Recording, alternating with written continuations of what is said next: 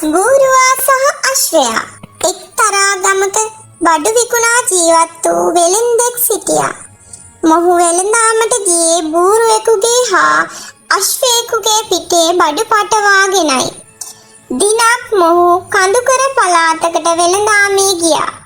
බූරුවාට උසුලාගත නොහැකි තරම් බඩු පිටේ පටවා තිබුණා.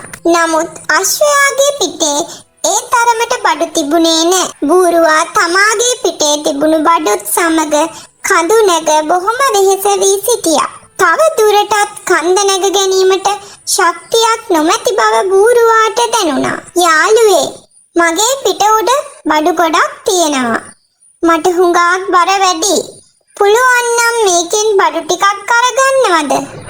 යයි බූරුවා අශ්වයාගෙන් ඇහුවා. මේ මොන කතාවක්ද?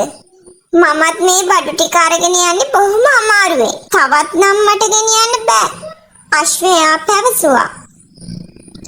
බූරුවා කෙසේ හෝ බඩු ගෙන යාමට සිතාගත්තා. එනමුත් වැඩි දුරක් කන්ද නැගීමට අපහසු වුණා. මුළු ඇඟෙන්ම දහදිය ගලා ගියා. ඇස් නොපෙනී ගියා. බූරුවාට ක්ලාන්තය සෑදී බිම වැටුණා.